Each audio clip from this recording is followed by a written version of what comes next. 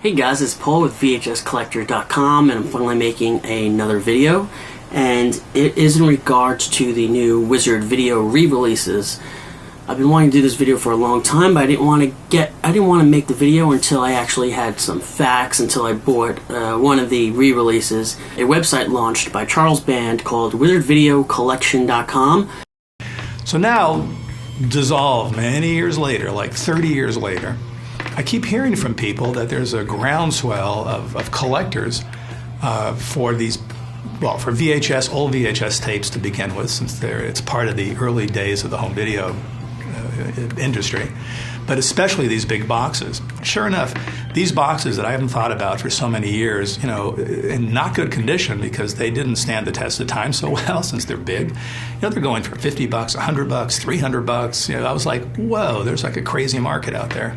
The funniest part is how he discovered all these Wizard Video big boxes in a warehouse, all flat in boxes. They've been in the warehouse for 33 years, I believe. A fellow collector had come to him and told him how collectible these videos were, and he thought, well, maybe we can sell these to the collectors. Whoa, there's like a crazy market out there. Their original boxes, he says, their original boxes from the 80s, from the glory days of Wizard Video, which was between 80 and 89, I suppose.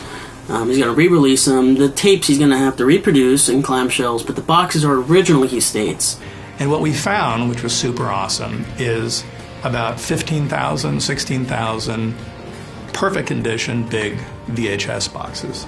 So what we found these, I didn't know how many there were, but they were, now we didn't find, there's no videos, there's no clamshells, these are just the original boxes.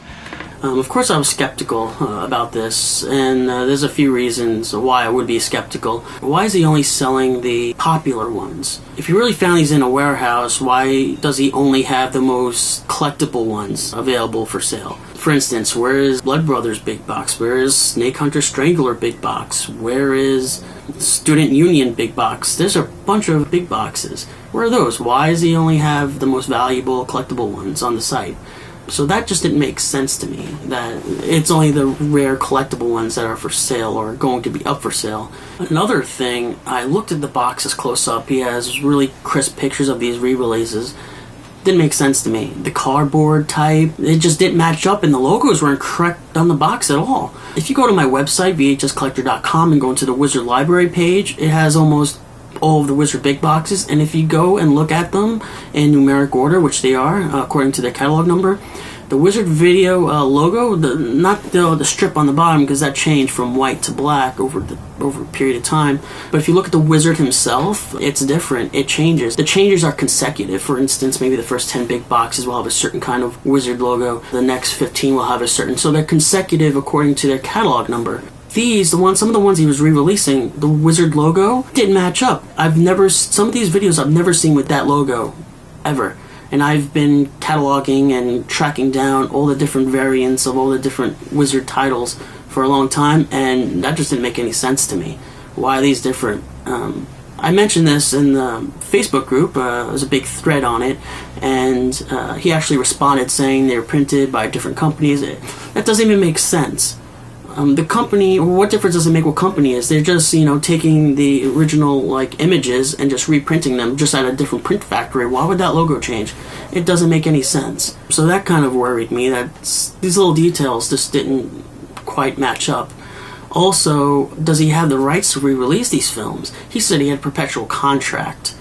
And I started to acquire the rights from these distributors who thought they had found some lunatic who was buying these video rights, you know, and I was licensing some of these rights for like Flesh Gordon and other films for perpetuity, meaning I licensed them forever, worldwide, for like $5,000. Today, of course, that's absurd, but back then no one knew what this was, and those guys thought it was found money.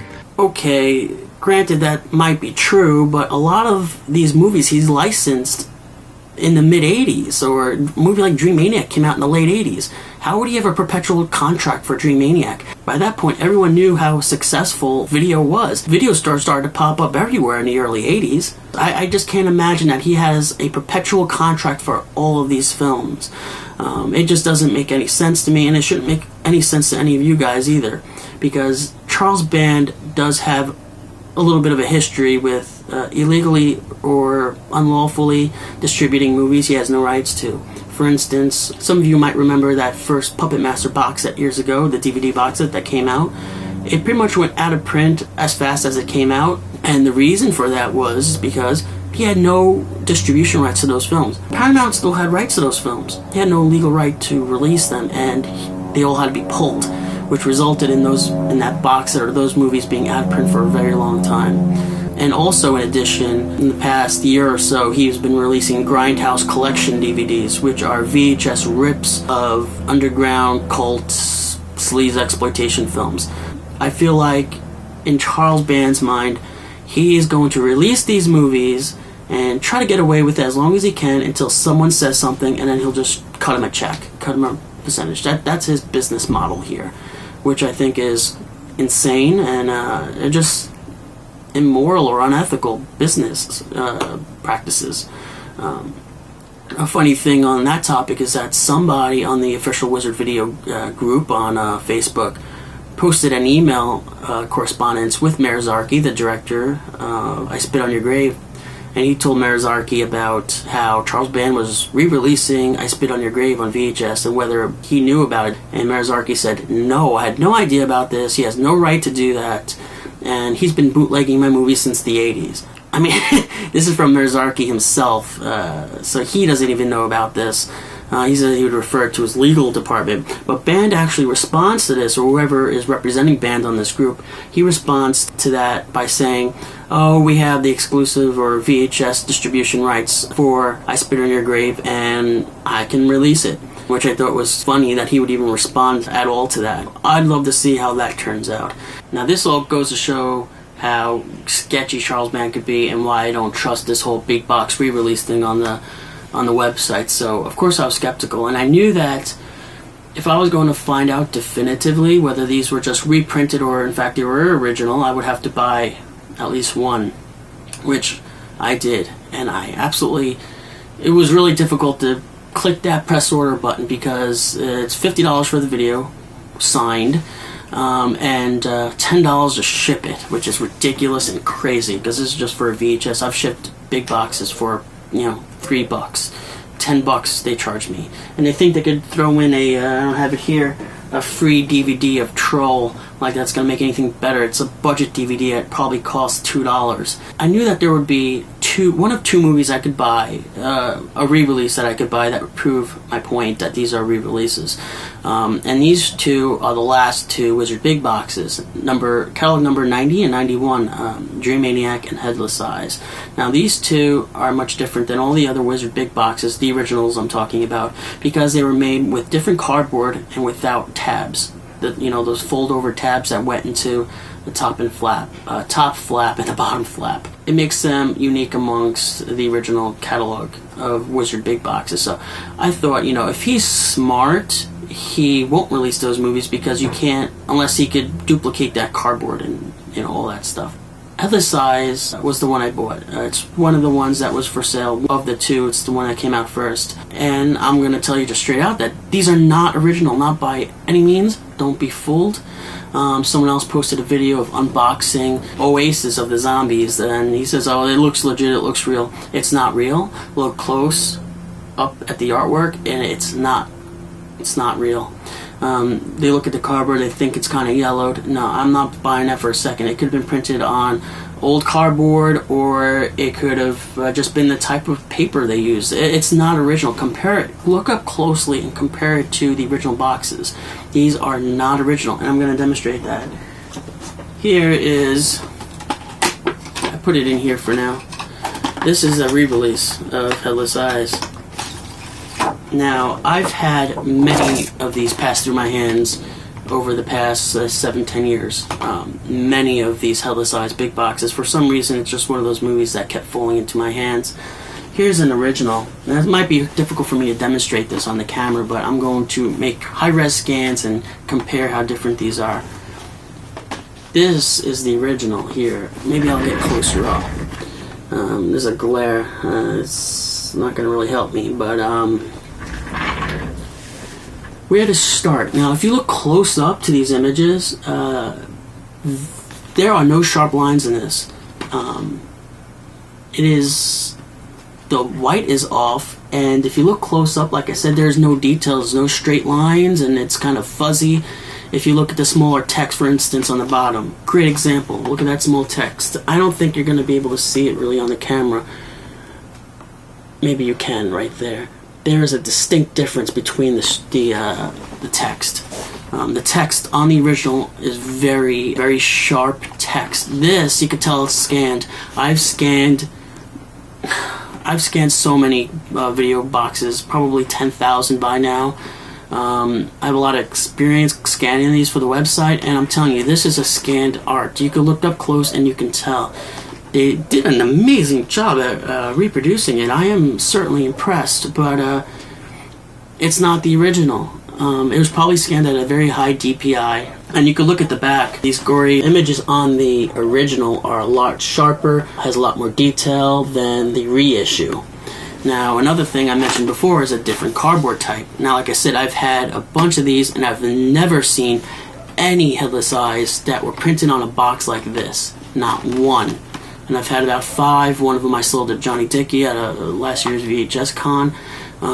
So I've had a bunch of these original ones, and not once did I ever see one made like this. So when I mention this to people, they say, oh, it could have been printed and never sold. I don't believe that for a second. People still want to believe that these are original because, let's face it, it's hard to get some of these at a decent price. So in their minds, they'd like to think that they can have an awesome Wizard big box and have it be part of their collection as like an original, but it's not. No, I'm sorry to say it's not. What was I going to show? Oh, the cardboard. Oh, well, obviously this has a pull tab, and this box is made exactly like all the other re-release boxes, even though it shouldn't be the same. It has a pull tab, and the cardboard is white, or it's slightly yellowed because it's supposed to look aged. And on here we have this brown cardboard, which is more like I consider it like a cereal box kind of cardboard on this. I've never seen, in all the years I've been collecting, like I said, I keep emphasizing this, I've never seen an original with cardboard like this. Not once. And I've had a lot of Headless Eyes, and also, like, I made the note of the tab, obvious. Same thing on the bottom. Another obvious thing to point out in regards to the quality of the scan or the print is that Lightning Video logo. Look how sharp that looks. Look how beautiful that that Lightning Video logo looks. And now look at this one. It's just not as sharp. I'm gonna have high-res scan of these so you can see them better. But these are not original. You could also look at the numbers on the spine and see how fuzzy they look. It's clearly a scan, and the white is off, and like I said, it's difficult for me to demonstrate that on the camera. I'm going to make high-res scans to show them side by side how these are not original. It would be okay if Charles Band just said, oh, these are reproductions. But he's not saying that. He's saying these were lost in a warehouse for 30 years. And that's not the case. I don't believe for a second that's the case. This is not an original. And that's the bad part, is that he's lying. I get the impression that he thinks VHS collectors are these dumb, dumb kid collectors who love gory, sick stuff, and they're not going to know the difference. Well, I'm demonstrating here right now that they are different. And there's going to be people that are going to make excuses for Charles Band, saying, like I said, that he could have had a bunch of these printed and never sold them, but it just doesn't make sense. If that's the case, why do all these new boxes look exactly the same? Even Band said it himself, these were all printed by different companies. Why do all of them have the same exact cardboard, same exact tab style? Like they were all printed from the same exact place. It doesn't make sense. Just for reference, there's a little signature of his there. You can actually buy this now without the signature for $5 less. I guess because he was getting annoyed at signing these. These things, as I mentioned, are $50 a piece, which is ridiculous. Absolutely ridiculous. And you could actually subscribe with a first payment installment of $600, and they'll send you 4 a month, which is insane. It's absolutely insane. And I've seen people interested in doing that, and it hurts me because they are still under the impression that these are original, and this is their their big opportunity to collect the wizards in a fairly easy way and have them be original. These are not original. Like I said, if you want to collect a reproduction, that's great. But the problem is that he's lying and saying that these are original, and they're not original. Just because the cardboard looks a little yellow doesn't mean anything. You know, there is actual paper that is yellow or darker. It doesn't mean anything. It's just the type of paper. People smell it. They say, "Oh, it smells old." It's not. To me, it smells like fresh paper. It smells like fresh printed paper out of a printing place. I used to live behind a printing company, and I smelled that smell all day. That's not just old paper. So this doesn't make sense to me. So if you want to go ahead and buy these at $50 a piece, you can go ahead. I suspect that these are going to go down in price. At conventions, he's selling them for $40 a piece. I don't know if those are signed or not. I didn't actually see it, but I've heard that he's selling these at conventions. You can go ahead and do that, but you're contributing to a big lie. If these were cheaper, then it wouldn't be that big a deal. But these are $50 a piece, and you're just paying for mostly a cardboard box and a VHS tape that you could buy in bulk at any store for like a few cents. What scares me about this is that this is an incredibly good box that he created. He must have found a company that was still printing these things, or still had the ability to print them. And maybe that's why the paper is yellowed, because it probably been sitting in a warehouse forever waiting to be printed, or waiting to be thrown out because no one asks for these anymore. But what worries me is that Charles Band, because he is such an opportunist, he can make big boxes of any movie now. It could be Spine, or it could be Terror, Video City Productions, it could be Lunch Meat, it could be any rare big box, and he could just pump these things out until he gets in trouble, and then he'll cut a check. That's what worries me. But if you have a good eye, the great thing is that you could distinguish an original from a re-release. And if just common sense, really. And if Charles Band was smart enough, he wouldn't release Headless Eyes or Dream Maniac, because it's just clear evidence that these are not original. So that's it. I think it was important for me to make this video because this is pretty much of a sort of a big deal for VHS collecting, because we've never really seen anything like this before. VHS collecting has become, it just saddens me, really, what it's become. It's become this money-making thing. I have a lot of friends on Facebook and part of the groups, and it seems like every month somebody else pops up and wants to start his own VHS company to make money off of these things. And you guys know who you are. There's a ton of people trying to make their own VHS company to sell movies, and half the time they're not even licensed movies. A lot of people are just trying to make money off of this, and there are fans who eat it up. And a lot of these fans are the younger people who have difficulty trying to find these videos. And essentially what a lot of people are buying are just bootlegs. Even if it's licensed, it's not original. I could look at my collection back there and be proud that they were ex-rentals. Some of them are sealed, some of them, are original, like new, or they were never rentals. But there's a certain kind of charm when you look at an original VHS thinking, or you put it in your VCR thinking, how many people watch this movie? How many first dates? How many slumber parties? How many lonely guys crack open a beer and watch this one night by themselves in 1987? I love that rich history and nostalgia about these movies, that they were there to fill a void in someone's life. They weren't made to cash in on a collecting bug someone has. They weren't. They were there to, like I said, fill a void in someone's life, or to a couple of friends to have a good time one late night, order a pizza pie, have some popcorn, and that's the beauty of it. I recently got the video store records dating back to the 80s of a video store local to me, and it's great. I could, look at the Excel sheet and see how many times a movie was rented, when it was rented, and all these things, and it's like a treasure trove of cool information, and I could see how many people rented Friday the 13th. And I have an old video store, Friday the 13th, an original one. And all the labels on it are very worn, and the box is very worn, and, it's something charming about that. It kind of, it has inherent history or a story to tell that we'll never know. And the closest that we could ever get to knowing that is having, video store records to see who rented that movie.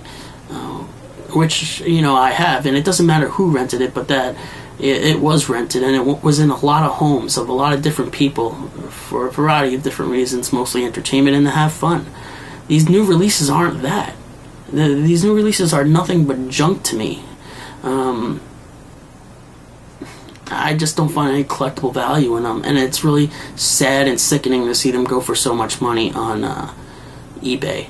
And it's really harming the community in many ways. So this original Headless Eyes, as worn as it might be, with all its rental stickers or whatever, despite that, this re-release can never match the charm and history that this one has.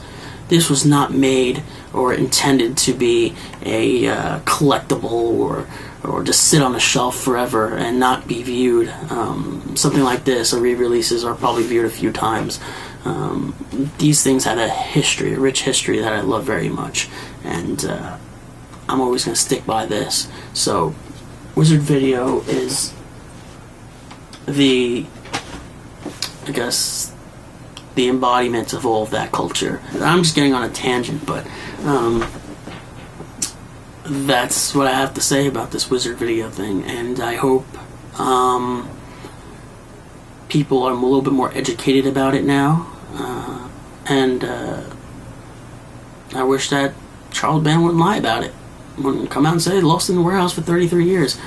Some of these movies are not as old as 33 years, so what does that mean, 33 years? You know, the last Big Box came out in, what, 89 or something? What year is this? Oh, this is 86. Okay, 86. That wasn't 33 years ago. So what are you saying, Lost in the Warehouse, 33 years? Yeah, it don't make sense, but this has been Paul with VHScollector.com. Come by and check out the site, and if you truly love original history and nostalgia of VHS, come by the site and you'll see a whole world of original covers and all these things, and I hope you have fun. The site is in the process of going through a huge overhaul. It's going to have a totally different theme. It's going to look totally different, and there's going to actually be a sister site to the VHS Collector. There's something I'll discuss a lot more later when that actually happens, but I guess that's it with me, and happy hunting. Have a good night, guys.